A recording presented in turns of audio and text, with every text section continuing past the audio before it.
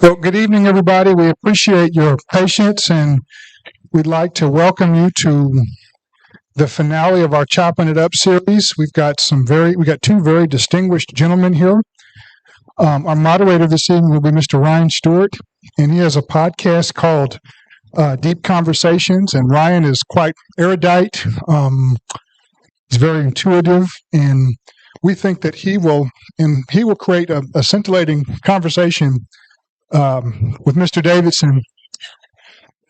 Ryan is an extraordinary man, great father, husband, friend, community advocate, and tomorrow is his 70th birthday. 72. 72. So we'd like for you all to stand up. We're going to sing happy birthday to Ryan. So we'll start at the count of 3. Well, come on, why don't you come up here and lead it? You called it. Come on. Okay. All right. We'll do it at the count of 3. We'll just sing at our own risk. We got insurance on the windows, so. All right. 1, 2, 3. Come on.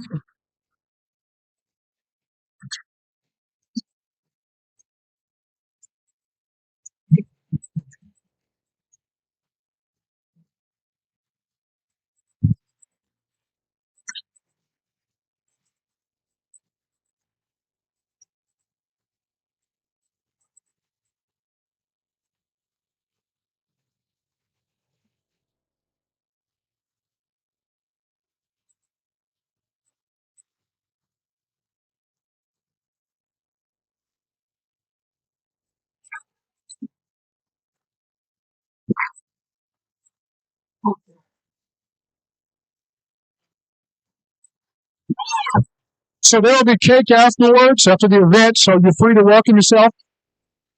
And so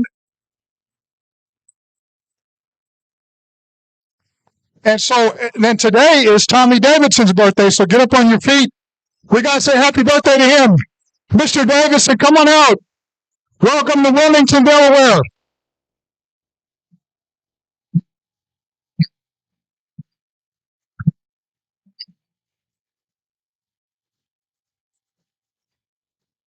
Okay, stay to your feet. Happy birthday to you. Come on. Want some Wilmington love.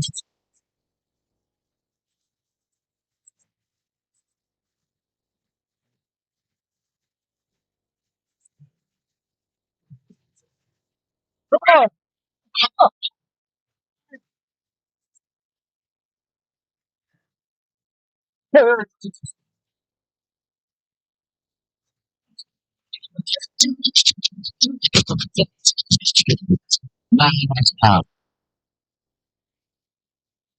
Background. But where my cake at? Oh, here we go. Ladies, it's cake. You don't care about my birthday. They want to see my cake. Where my cake at? You can, yeah. You just asked me to do, yeah, what?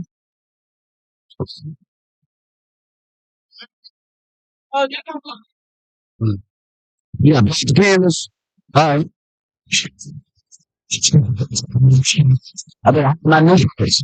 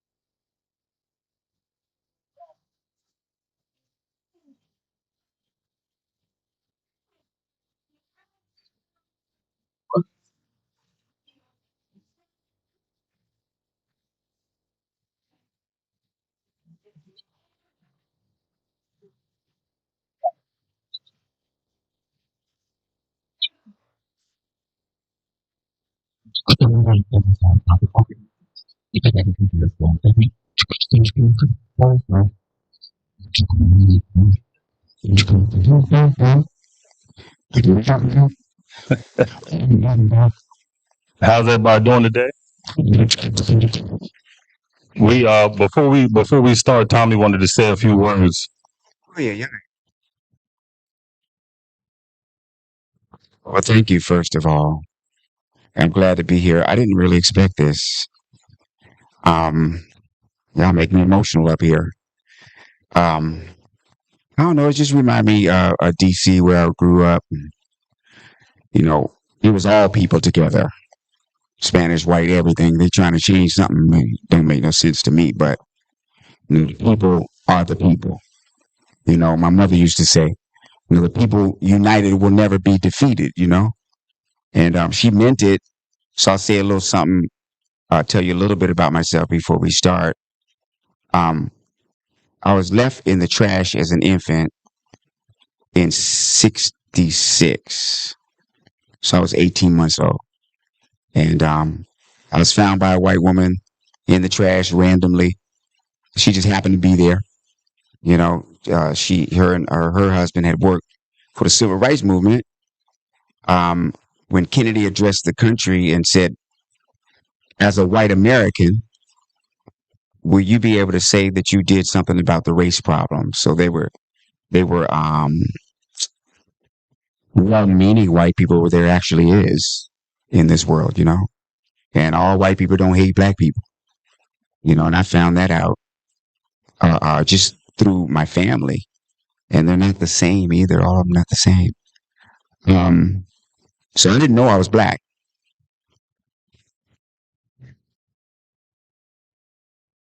Now, I grew up in Wyoming and in Colorado. So I didn't know what black and white was, until I moved to Washington, D.C. And I moved to Washington, D.C. in 68 when King got shot. And y'all was riding too. And we saw fires and tear gas, and that's all we saw when we got here to D.C. And my brother looked like David Cassidy. I don't know if y'all remember the Partridge Family. My sister looked like Cindy Brady. So we got to D.C. and settled into part of the city northeast.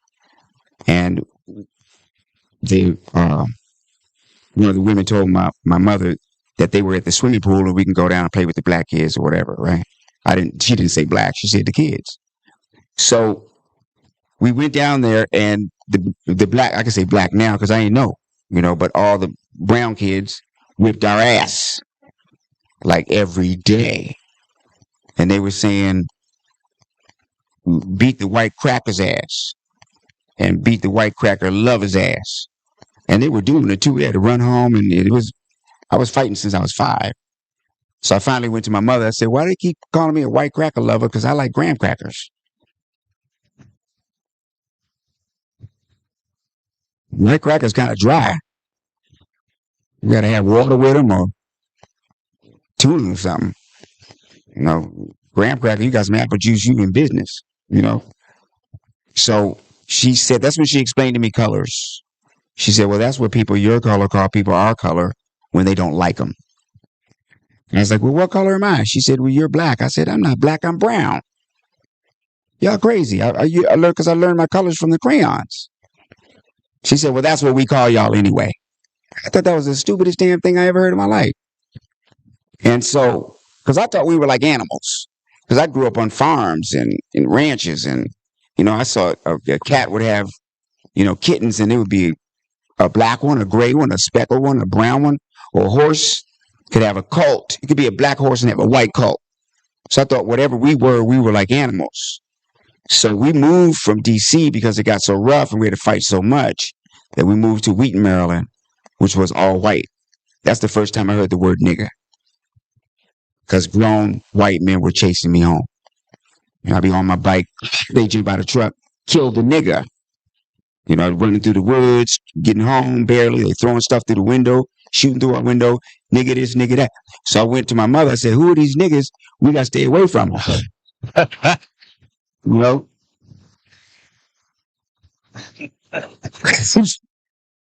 they must not be nice people.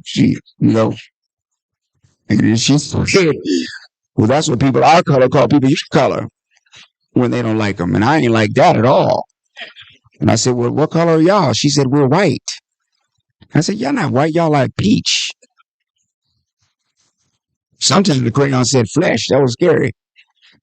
And then we settled into a integrated neighborhood. And that's when I found out I was black because the white guys chased me saying nigga.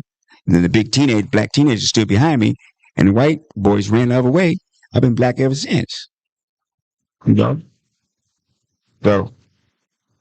So when you hear me use certain words or whatever, just know that it's coming from a balanced place.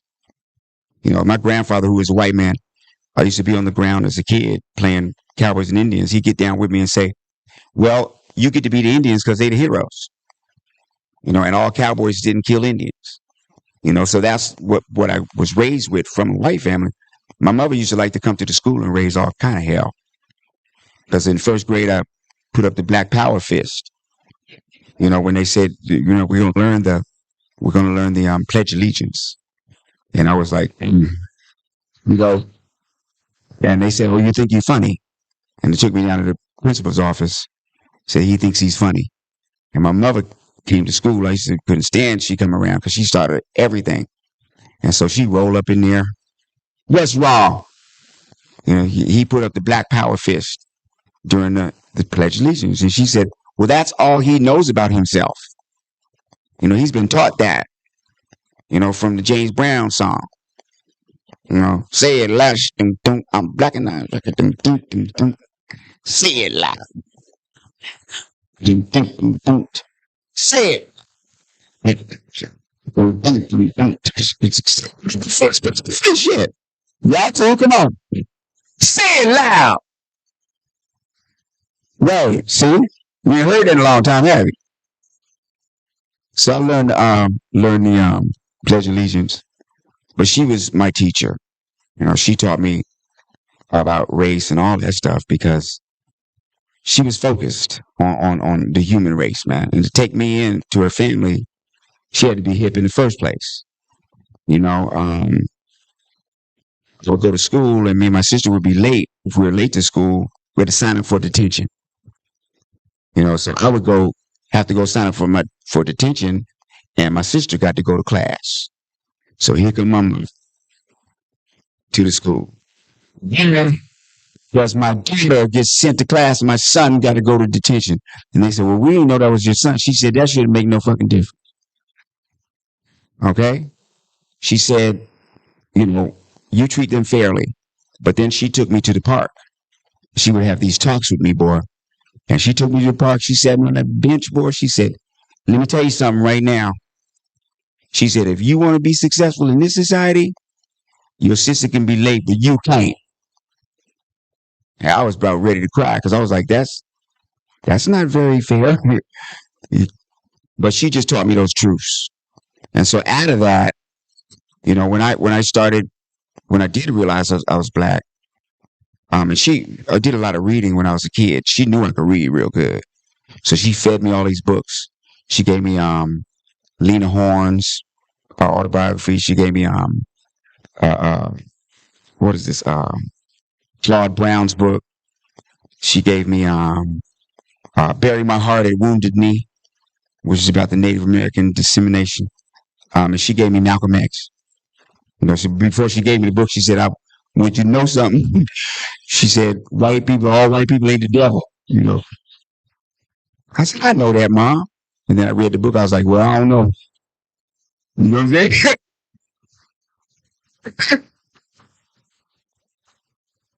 You know, I don't know about all that now. You know, but, you know, so that's where I'm coming from. But I just wanted to share it with y'all, you know, and I'm known as a comedian and I like that, you know, but I didn't like that when I was a little kid. People always laughed at me, especially in my family. So at Thanksgiving, if I say something, everybody would laugh. So I finally went to my mother. I said, why is everybody laughing at me? She said, they're not laughing at you. She said, the way that you talk makes people happy so fast that they don't even think they just laugh right away. So that like put it on me that I'm okay. And it took me a long time to even realize that. So most of my comedy is just normal stuff like white people rush the Capitol. I'm going to say it again. White people rush the Capitol.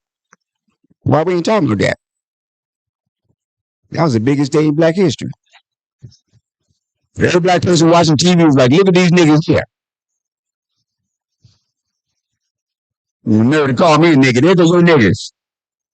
You want to tell me orange is a new black. No, white is a new nigga. Even white people were going, look at these niggas.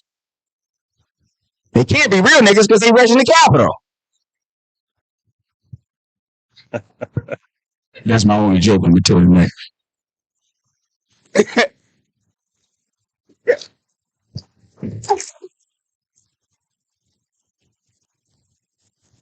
Well, we're here today because we're highlighting you, and we're here. This is a library, and we're gonna talk about your book, and your book is titled "Living in Color." So, before we get into everything, what does living in color mean to you?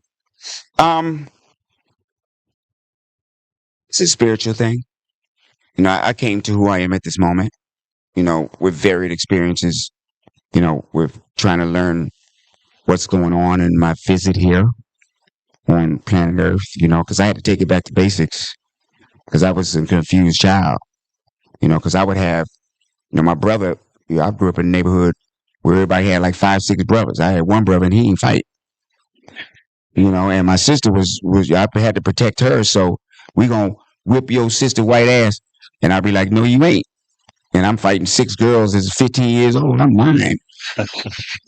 So it was like one of them things where I just had to learn who I was, but after going through some dark times in my personal life and stuff, I realized how fortunate I was and how God has blessed me so much to be able to see the world in this spectrum.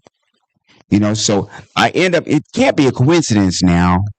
There's 2 things that can't be a coincidence. One is my mother was not a God believer. She was an atheist, like staunch atheist. She was hip in every other way. When it came to God, she didn't want to discuss it. Somebody came to the door, she chased their ass away or whatever. And so I never really had that in my life, but it came naturally. And on her dying day, she couldn't even hardly talk. And she told me, I'm not afraid no more because there is a God. And how can she take me from the trash and believe that and then be transformed through raising me? And they believe it was through raising me that she was transformed. And then the other coincidence is, how do I end up on a show called In Living Color? Right?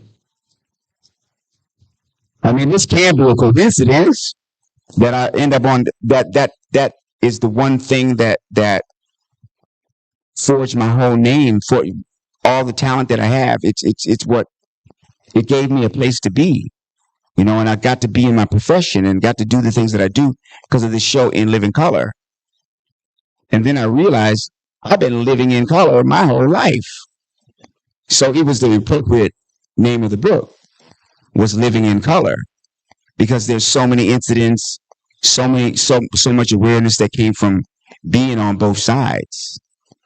And I see the similarities in people because I lived in that type of color. There wasn't the Latino experience was nothing to me. My mother spoke Spanish. The Caribbean experience was nothing to me because of my neighborhood. The African experience was nothing to me. The white experience definitely wasn't nothing to me because I was always enlightened. My grandfather he was a spoiled one of the family. Everybody else had to clean up. I got to watch football games. He used to teach me different ethnicities through the names that were on the back of the jerseys. So he said, what is Pulaski? I say, he's Polish. And what is this? I say, he's German. So he taught me all these different things. And then the stuff that I learned from reading. Because let me tell you something. When I found out I was black, I had some studying to do. Because I was like, how do we end up with nothing and they got all the shit? You know what I mean? All because I'm this color. And it started making sense because I went after that information. Basically how we got here. Only population in this whole country that came here against our will. And we're the only population singularly that has built this country's wealth without being paid a dime. You see what I'm saying? And that is the truth.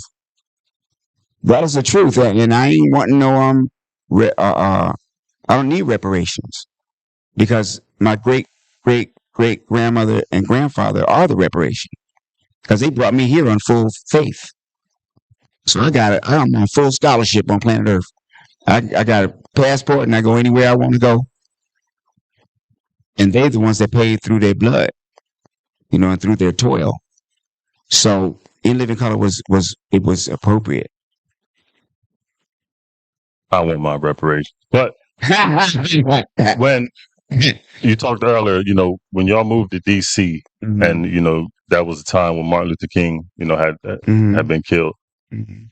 In the book you talk about your mom, being such a powerful influence Mhm. and teaching you right and wrong. Mhm. So, when did you realize, moving to DC, that your complexion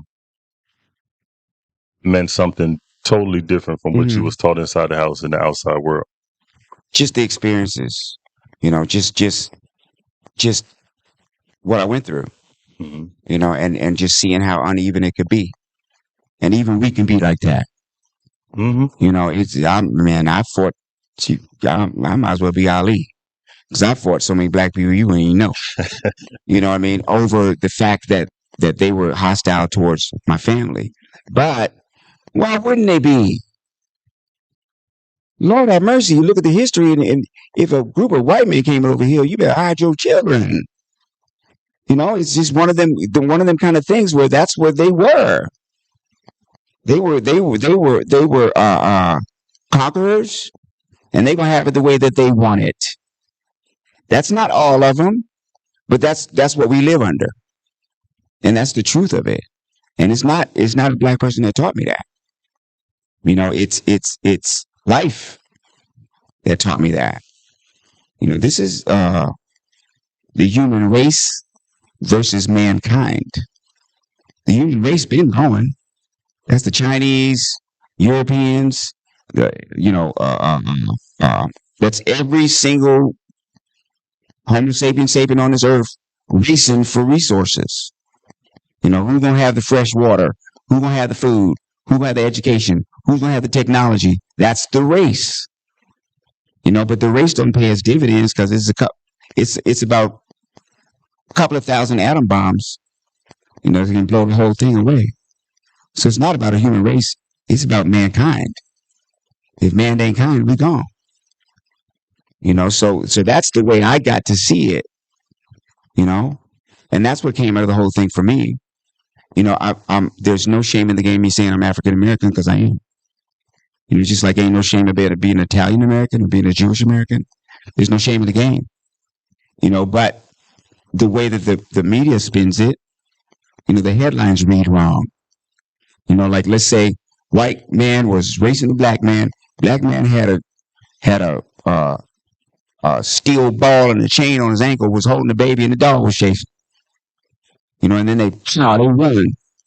And then the white dude beat the black dude by that much, but the headlines read white man faster than black man. So it's really just a perception of who we are. And I learned that I don't have to rely on someone's perception of who I am. I know who I am.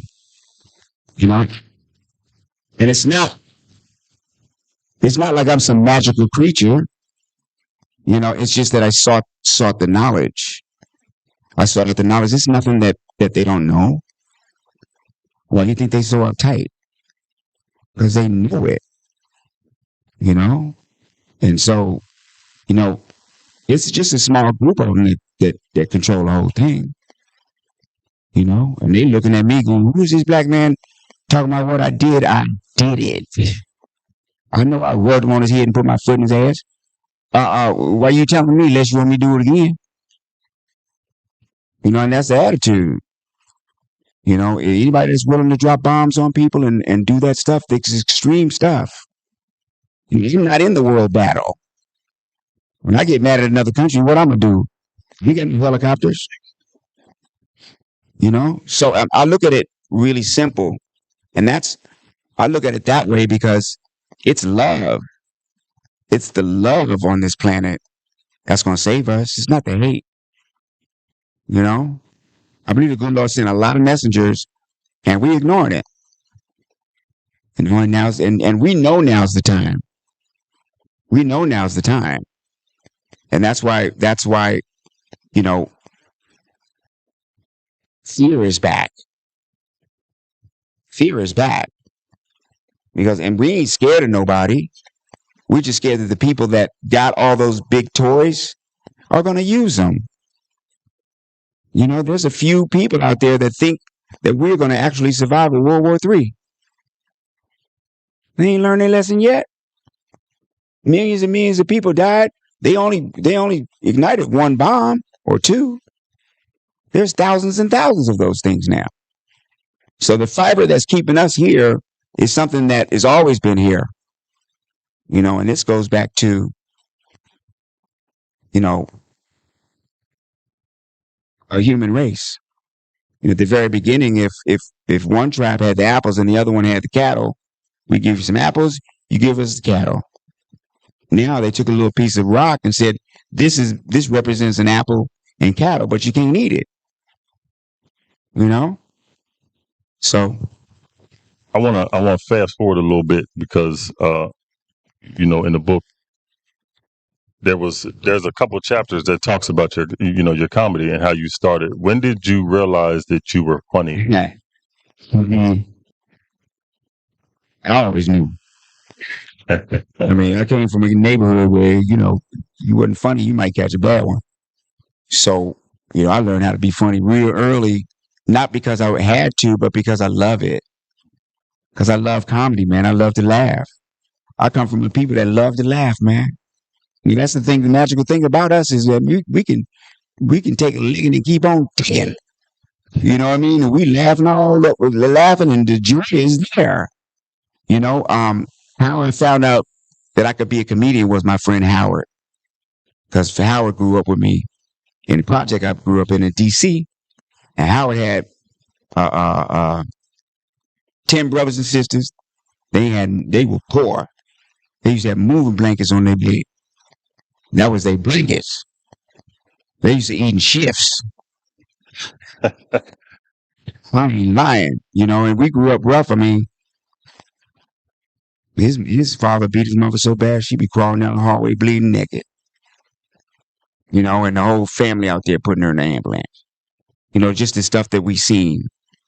And my mother loved him.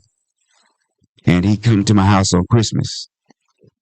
You know, she would love to have him for Christmas. So one Christmas he brought a paper bag with a bow on it and an orange. And he had these little green army men.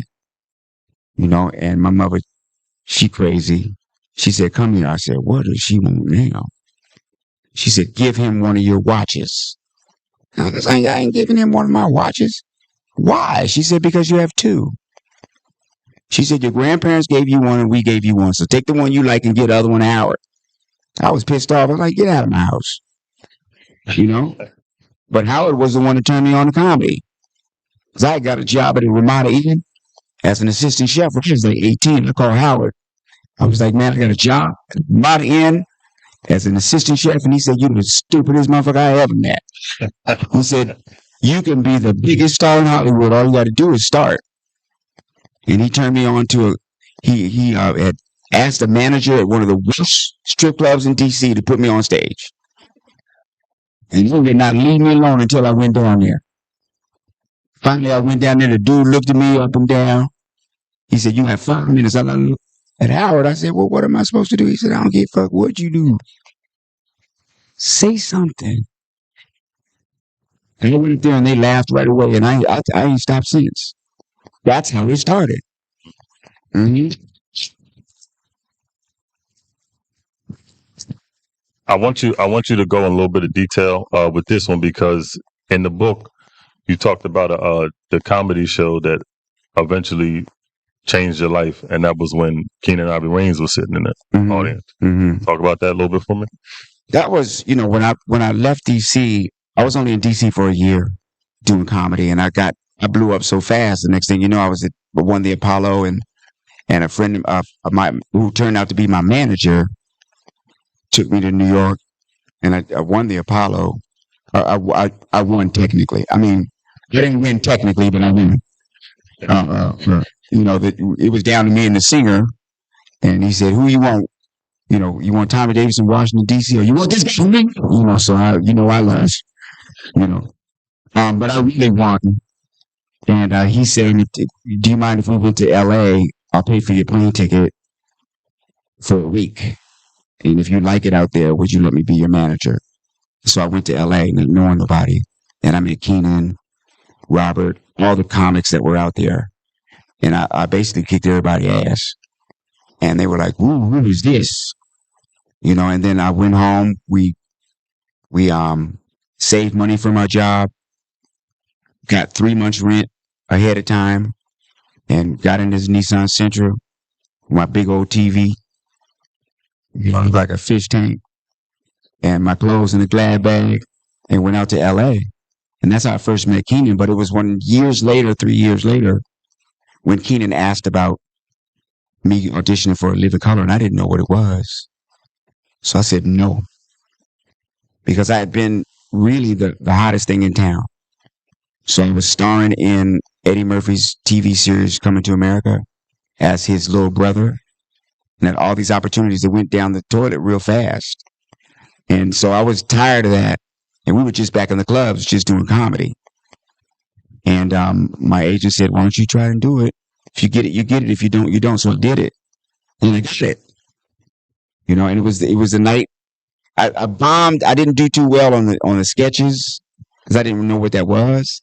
But then they had one audition that was only stand-up comedy, and it was 30 of the best comics from around the country, and I was number 30.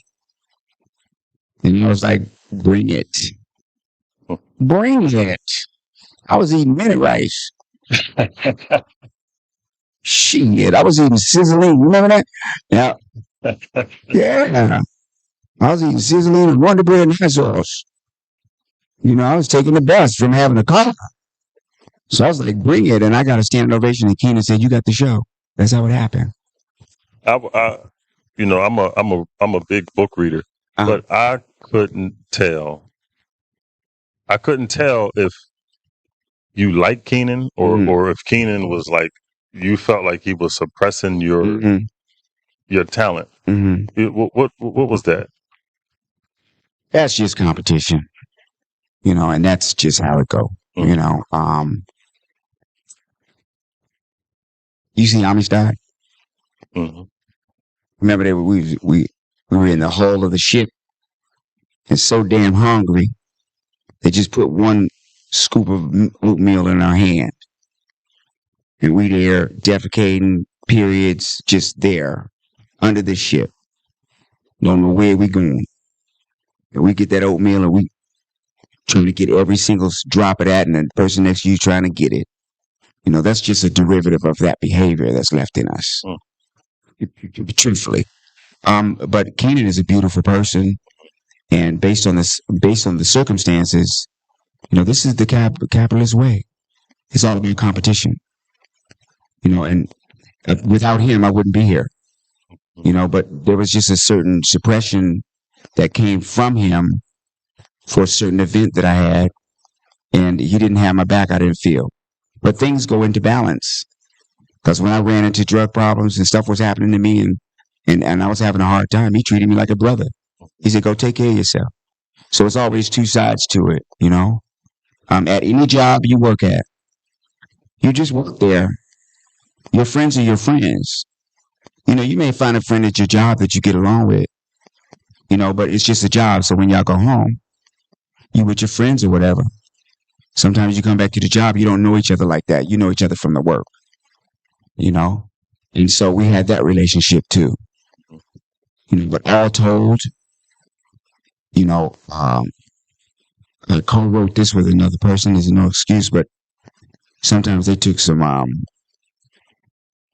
their own poetic license with words, and there's some things that I wouldn't say, but I had to choose between having the book come out or not, because I knew if I was asked in person, I can explain myself clearly. It doesn't make any sense for me to down anyone's family of any color, because that's not what I'm from. My mother we used to have to catch the bus to get groceries, and we was on welfare too.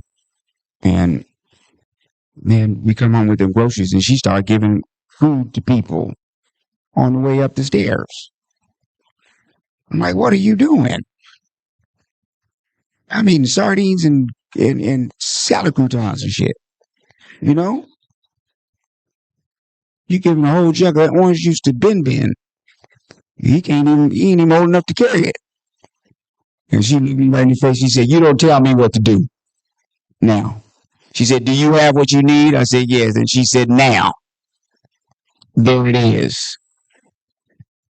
So she was teaching me the universal law of exchange. As long as I have an open hand, I can give and receive. But the second I do that, I can't do either. So it doesn't even make sense for me to even have that approach. And it's better for me to explain that in person than in words, because a business is a business, and that's like war. This book wouldn't even exist if I didn't have to give and take a little bit. In Living Color, it's probably one of my favorite shows, because I don't think nothing like that was ever created, and nothing, you don't see stuff like that no more. Yeah. So talk about that experience doing that show. The best. Oh man, the best. Because we just, Keenan created a monster out of us. He was like, "Do whatever you want to do." And then after about 3 weeks of that, he's like, "Y'all can't do that no more." You gonna get the show canceled. Well, you never should have told us that, and we ain't never stopped doing it neither. You driving him crazy. Y'all, come on now. We gonna get canceled. But the show kept getting better and better and better and better and better. People was loving it because we was coming from a truthful place. There was never a majority black cast that did a sketch show. You remember Carol Burnett or all these, but this was the first one that was coming from our perception. And it wasn't all black cast, it was mixed, but the majority was us. But the most powerful part of In Living Color was white America loved it because we were all finally laughing at the same things. Because white people, they know what they can laugh at when they come to us. They have to kind of look around the room. Is this all right? You know what I mean? But, we never asked that about Andy Griffith. Oh. We never seen is Andy all right? Is Fred Flintstone all right laughing? Is Ralph Cramden too much? Because we all laughed at the same things, but it never was one show that did it. So I guess you can call that black and white TV. And you can call us color. But it was needed. It was something that all of us needed. We all loved it. And it was Latino, Asian, Black, Caribbean. It was all of us together like we really look. We look to other countries is not the way we look to each other. It's some kind of impression that we're trying to give somebody. And everybody caught about one. Anybody here that ain't, the Irish, got the potato kicking their ass, Chinese was on that railroad, Jews ended up in boxcars, getting gassed and stuff, the Italians came from nothing. Hell, the cockroach is called a German cockroach. I don't know nowhere in Africa called Germany now. Ghetto was named for cities that the poor Jews lived in Europe. I don't know how we got that tag. So I may have lost track, but I don't, because I know if I put enough of this out there, it'll make sense. So that's it. Now you talked about the Mhm. the lifelong friendships from that show, and you went in kind of into like depth with Jim Carrey. Mm-hmm. You said that was probably one of the closest people that you've ever met. So Mm-hmm. what did you learn from him? What did he teach you about comedy? That it ain't got nothing to do with friendship. Jim was like, all the white friends I got, they're not racist. They don't look at me that way. We're on equal footing. It's the one thing I loved about him the most was that, and I still do, is that he knows I'm just as talented as him. And he don't play it like that. When it comes to blacks in Hollywood, it's like everywhere else. There's so little opportunities that we get to pull it and shove it. You know what I mean? Instead of going, you know what? It's enough for all of us. Just love, let's just go. But it's something it's a reality, and it's not a reality that's been longer than Europe's. Why do you think they came here? They was getting their foot in the ass. It was like, let's get out of here. We got to get out of here. It wasn't no resources. They didn't come over here rich. They came here running from the problems that they had. So it's really on even ground. We end up mad at the wrong people. My mother used to say, the only thing you got to worry about, it ain't black, white, and Latino, is green. And the people who got a lot of it is straight crazy. And they'll do anything for it. The whites were called out from the Midwest. I'll give you an example. Whites were called out from the Midwest when the Dust Bowl came and didn't have anything, lost their farms. And they asked them to come out to California to pick fruit. We'll give you 15 cents a day. And all of them went out there, and then they said, no, psych, 5 cents a day. And that was to their own people. So, it's all about balance. Especially now. Because we know we can lose it fast because the pandemic was here and the world was over. It was kind of easy, wasn't it? It happened fast. Wasn't nobody working. I was buying things I didn't need. Because we didn't live in the grocery store. I still got, canned sweet potatoes up in that bitch. It was all gone. And it was that easy. So I think the best thing that came out of it is we do really realize that we're dependent on each other. But the political and economic situation reminds me of the Dutch. When the Dutch got into the slave trade, they became tremendously wealthy.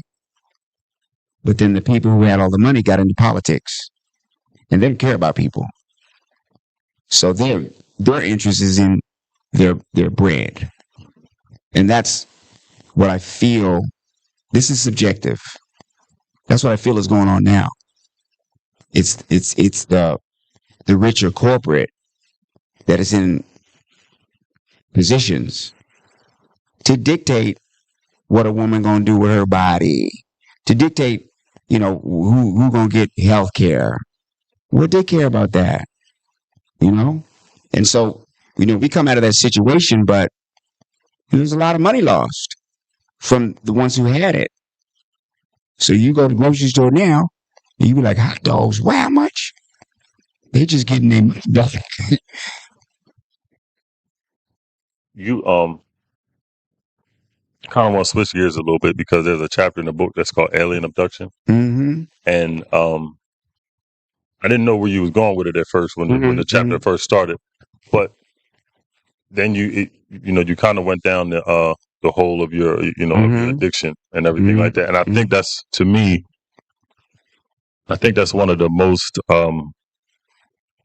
detailed descriptions of somebody's life. You know what I mean? Of everything that as far as your cocaine and the alcohol that you were dealing with, you was really, really detailed. And I think that you gave a very unique perspective on what drugs and alcohol can do to somebody, spiritually, you know what I mean? And mentally as well. But I say that to say this,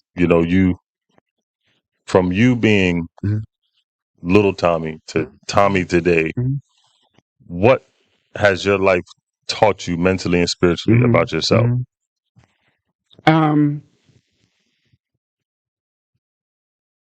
Truthfully, just as a person from the atmosphere that I grew up in, it was always an alternative. It was always there. Coke, weed, all that was always there. I grew up in the neighborhood that dealt drugs. That was what it was all about. I never touched anything because for some reason I saw people acting a fool when they touched it. My brother and them be laughing about some shit that wasn't even funny for hours. And so I never really looked at that as something good. But man, with peer pressure and just wanting to be with everybody, I came home one summer from New York City, and Mary Jane was out. Mary Jane, Hold on a second. I love you just the same. Mary Jane, I love you.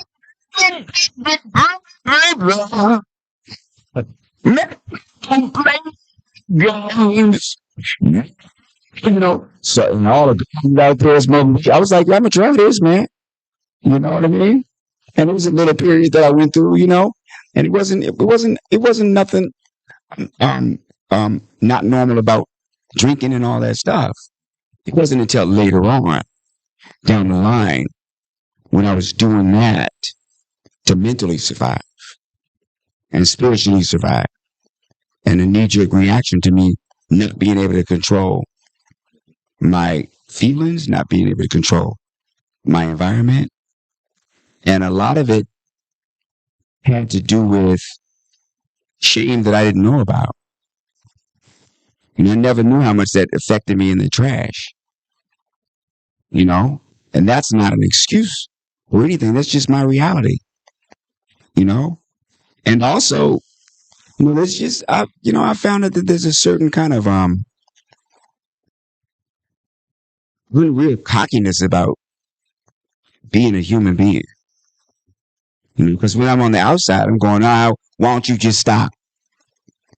I don't know why this person is behind the dumpster somewhere crapping on himself. Why don't you just pull yourself up? You don't really think about anybody's circumstances until your ass is in it.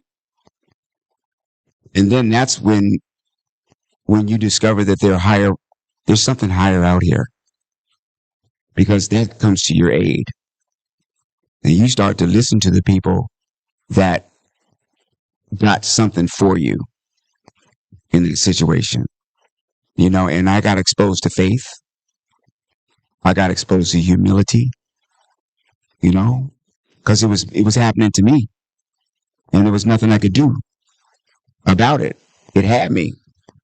And it was the love of my friends and the prayer and the people that didn't even know me that just cared about another person going through something. And me in my recovery process woke up a brand new person in me. Woke up a brand new compassion for others because it was here for me. It woke up a non-judgmental side of me, that You got to go through it to know what it's about, And so the only thing that would have happened to me if I didn't have the courage to talk about it was the chance that it would keep on happening. I had to start getting honest with myself. It wasn't nothing I ain't seen before. People getting locked up, murdered in their bed, shot in the middle of their chest or whatever. And I'm asking myself what the world is all about, like I know the answers. And I don't. 59 today, that's about as much as I could tell you. I got great kids, great friends, and I'm a great friend too. And I'm not devoid of mistakes neither. There's a selfish side of me. There's an ego that's there. I think it was best decoded for me was the Native American proverb about the white wolf and the black wolf. And the Native Americans believed that there was a black wolf inside of you and a white wolf. They said, the black wolf, selfish, self-seeking, violent, want what it wants, greedy, deceitful, a liar, and all those things. And the white wolf is truth, seeking higher knowledge, loving other people no matter what. And which one is the dominant one? And they believe the one that you fed. The one that you fed. So how do I not feed that? It's out of my control. But how about there's a book that talks about God stopping the ocean and opening it up. And I was like, man, that is some bullshit. How can that be? But I witnessed him stop the whole world and make everybody go inside and see who was doing the dirt. And everybody got to see it. So there's something out there greater than me. And going through that situation made me more eager to help people on all levels, because that's what my mother was about anyway. But anybody's going to get caught up with whatever. They talk about snags in the Bible. There's a lot of snags out there just in this world. And I'm glad to know that I ain't exempt. I don't know about nobody else.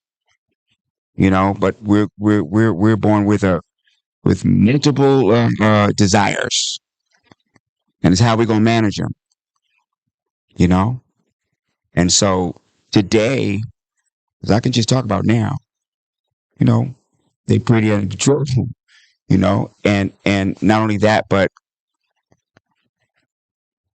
I seek it. I seek good. On more of a majority of the day than usual. I hear things. My ears are new. There was a song I was listening to forever by Earth, Wind & Fire called Evil. Evil. In the body flows.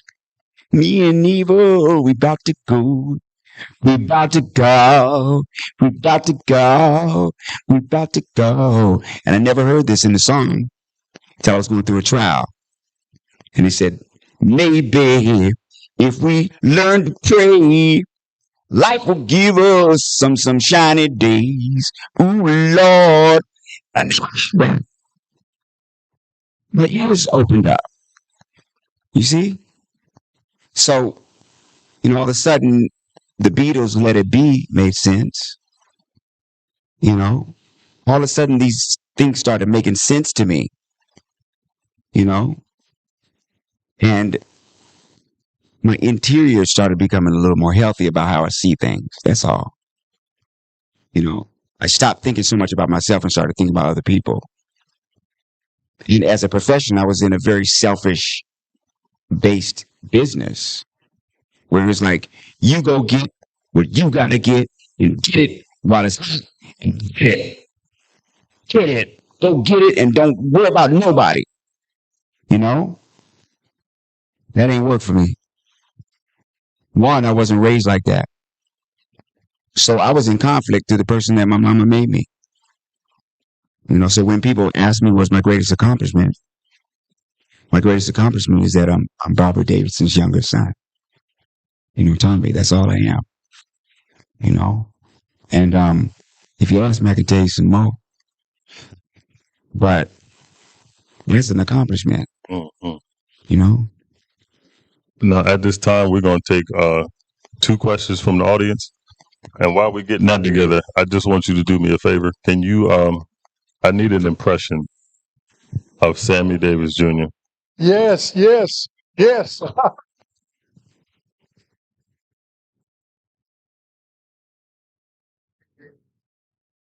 No, that's easy.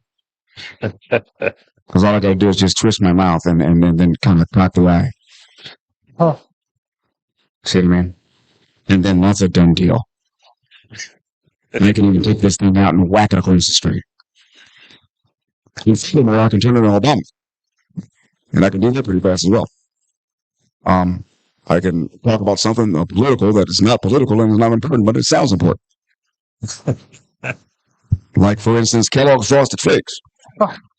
They're a part of an essential breakfast, but they ain't.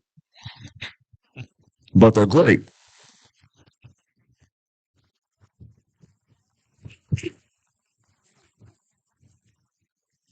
Questions on this side of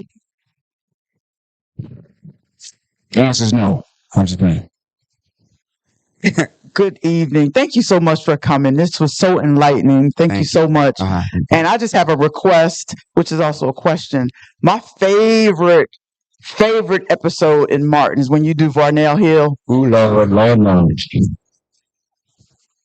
If you can see the children bouncing on that.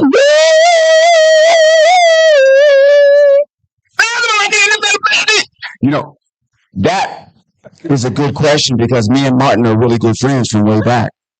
And we lived in apartment buildings together and got out to Hollywood together. And, we went to a long period where we weren't even friends and we got back to be friends.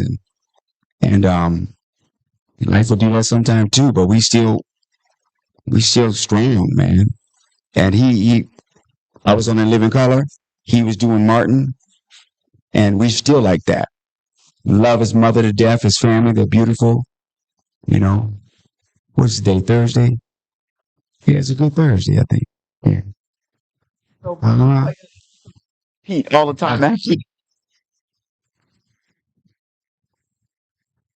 I want to thank you so much for coming and sharing all of what you've shared with us, especially giving us the invitations of others and singing some lovely things for us and timely things. So my question is, going back to Living Color, my favorite show as well, other than. So I wanted to ask, there were a number of the cast that blew up. Jim Carrey,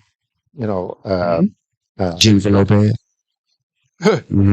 So did it ever bother you at all that they got all these movie deals and they sort of skipped over you, sort of? I mean, because there were some movies that you're in that, they were good. They weren't upped up to the magnitude of the kind that these other cast members are. How did you feel about that? You know what, man? Honestly, I'm jealous of all of them. But I had to really contemplate the reality of that to save my own life. I'm not gonna have what somebody else have, no matter how I try. And if I ain't happy about what I got right now, I ain't gonna be. And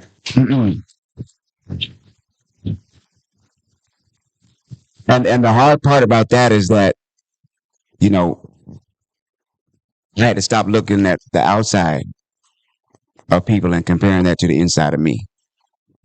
You can have all the money you want to spend and you beat and smack somebody. Or 2 more. Okay.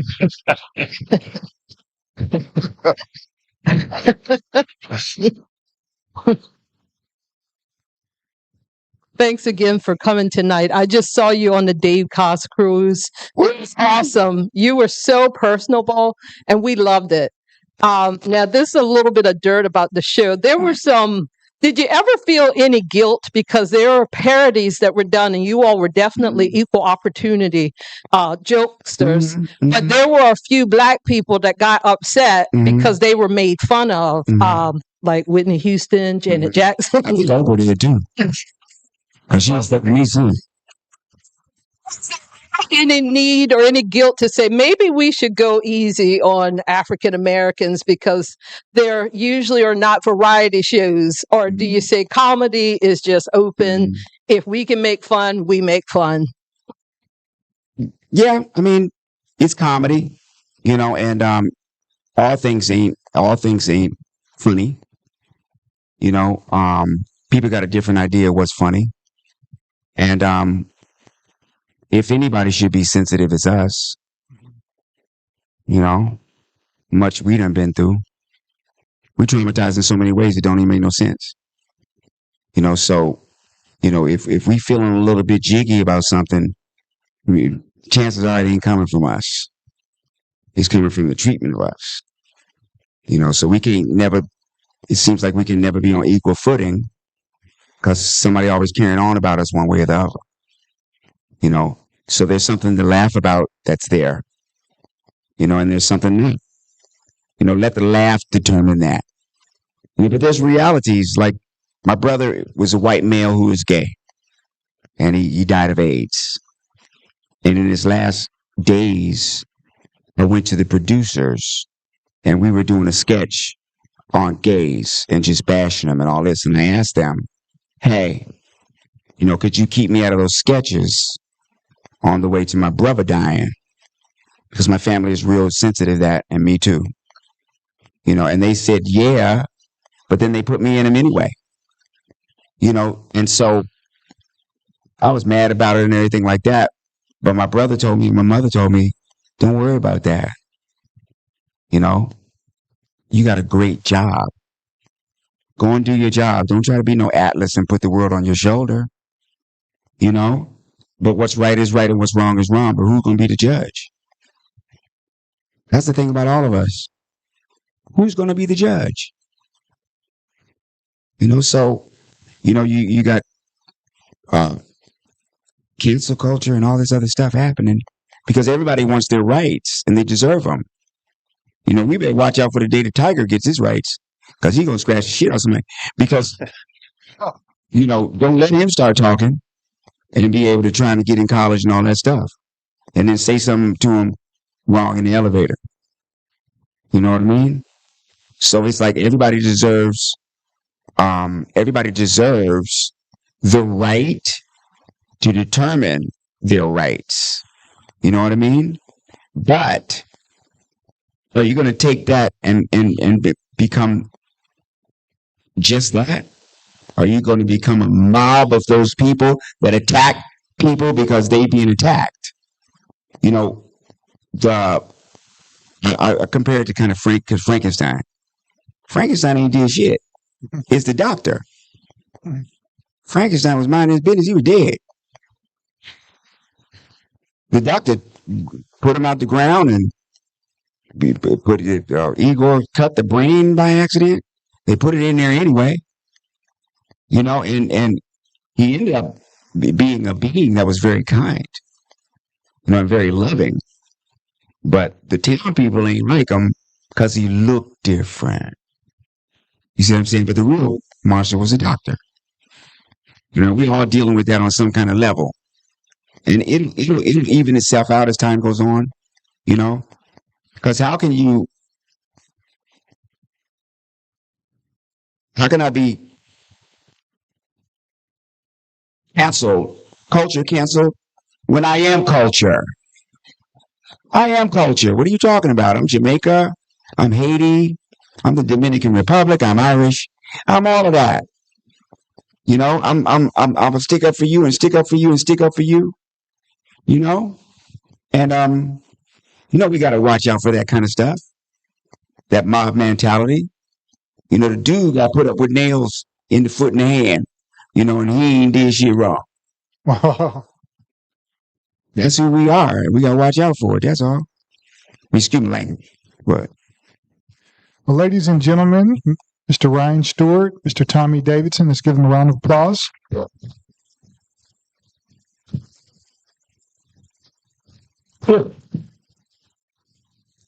If you could just keep your seats while Mr. Davidson heads over to the other side of the library for book signing. There will be cake over there and books for you to purchase, and Mr. Davidson will be available to sign your books. So if you keep your seats while we escort Mr. Davidson over to the reference room. And again, thank you all for coming. Like and follow us on Facebook. Brag to all your friends. If they ask where you're at, I went light on. tell them you're at the library tonight. I went light on the ad. You know what I mean? Thank y'all.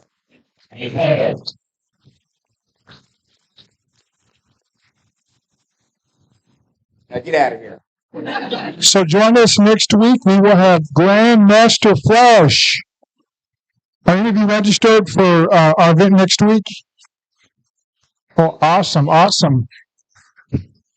We'll make sure you arrive early. It's going to be standing room only. And join us tomorrow. President Obama will be here. And join us on Saturday. Oprah Winfrey will be here. So who else? Join us on Sunday. Donald Trump will be here.